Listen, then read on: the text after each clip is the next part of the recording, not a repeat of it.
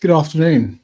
So, a couple of articles. One from today. This article, which we'll go into the article in a second, is on Shein, which is from today's news. And there's another article about the UK government and economic growth, or not a lot of it. So this is sort of touching on legislation. Think about that when we go to the articles in a second. Those macroeconomic objectives, so think about what those are. We've covered them in class, and also how we might measure some of those or calculate them. And in context with this year's research theme for paper 3, obviously fashion. Okay, this is sort of linked to this theme 4 topic, but it's also linked to a lot of other stuff as well. So we'll go through this, see how we go. So again, like in previous videos I've emailed you, I'm not going to read the articles. This is where you pause. Data extract is taken from the Times from January 2024, and extract B is from today's Times. Okay, so the story here is about the Chinese fast fashion company. They want to float on a stock market. It looks like the US government are going to block it for whatever reasons.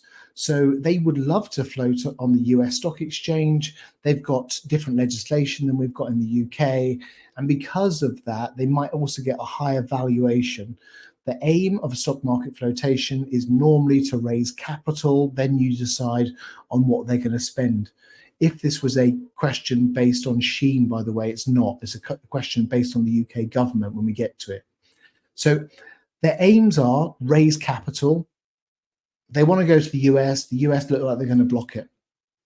For whatever reasons you can explore. The UK might let it through. We've got different legislation, so we might allow them to get in. It's not that we're desperate for business, but we might have different legislation, and therefore you'll decide if the UK government should back this or not. In context with the macroeconomic objectives part of this, we're thinking about economic growth. How do we measure this? Well, we measure it through GDP. What is GDP? You're thinking of the formula of aggregate demand GDP. So C plus I plus G plus X minus M, those net exports.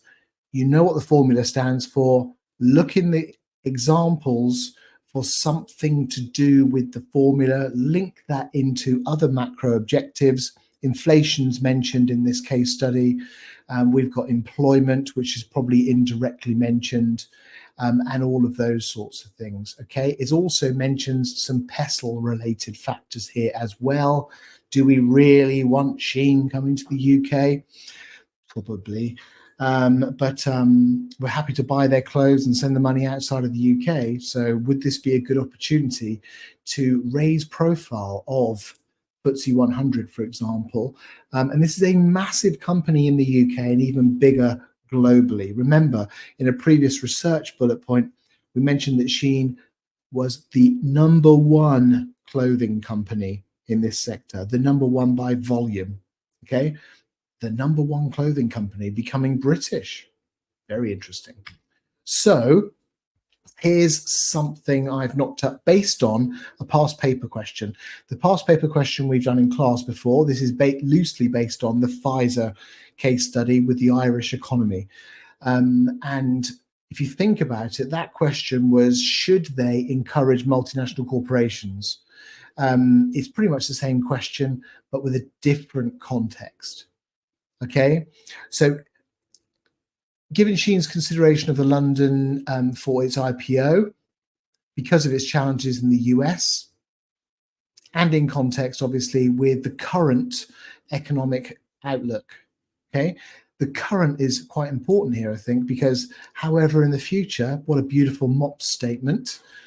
To help you with this, I've given you really data extract C, or the third data extract, and this is GDP growth since 2019 January. No idea what happened here and here. And suddenly, obviously, things grew, but look at how low they were at one point. Now, if you actually were to draw a line between this, there's very minimal growth overall. Maybe in the future, if Shein comes to the UK, brings in circular flow of income arguments, think about GDP, think about possible Chinese sources of funding coming into the UK, nice FDI link in there.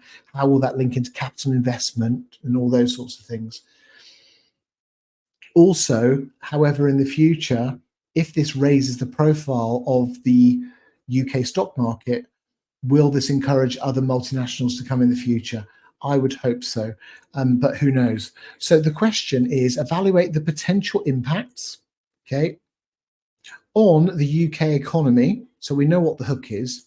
We've got our hook, which is potential impacts on the UK economy. We then need something measurable. Well, we've talked about those macroeconomic goals and how we might measure some of them. Discuss the benefits and drawbacks for both local and national economy. Okay, remember when we looked at this unit, we looked at these separately. Don't merge them all into one. So if you're going to do this question in context with the case studies on the previous slide, you want to think about 2 P paragraphs for local, P paragraph in favor, P paragraph against, 5 chains of argument, bring in a little bit of extra knowledge. We've mentioned some of that already. And then make sure the end of the chain of arguments comes back to the hook, which is potential impacts on the UK economy. Okay.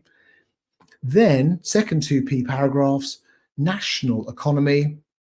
Then your conclusion, so your A for answer the question, is recommend whether the UK government should support Shein's decision or not.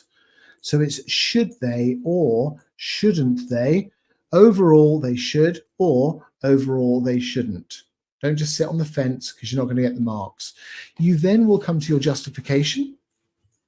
And an easy justification for this is to compare the alternatives. Well, if you've said that they should, then think about what they're missing out on potentially in the future if they weren't. If you said that they shouldn't, then think about what they're going to miss out on in the long term if they would have. Okay, so it's quite easy to compare to the alternative.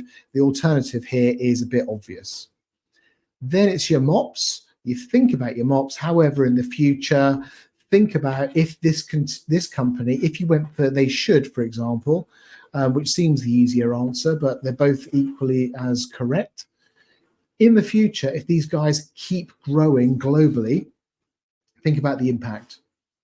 However, in the future, if there's some sort of scandal in one of their factories, we haven't got that in the case study. So maybe you could bring in a bit of your research knowledge without making stuff up. Okay, use the knowledge. Dobby. Thank you, Dobby. For me. Use the knowledge that you have. Don't reinvent stuff. Okay, quite important. Now down the bottom here, we've got consider the context of the recent economic growth forecasts. Okay, so think about that from the case studies, please. That's what data extract 1 is, or A, sorry. And the significance of this major IPO to the stock market and the broader implications to UK retail and fashion industry. It's not just a matter of Shein coming to the UK for the stock market purposes. How could this impact the wider local and national industries that we've mentioned here, linking into those macroeconomic goals, components of GDP, and stuff like that? If you write it and you're one of my students, I'm happy to mark it. If you want to come along to our one-to-one sessions, you have a link to my diary, please do. This is a wonderful case study for you to practice and have fun in context with this year's research theme. Hopefully that was useful. Thank you.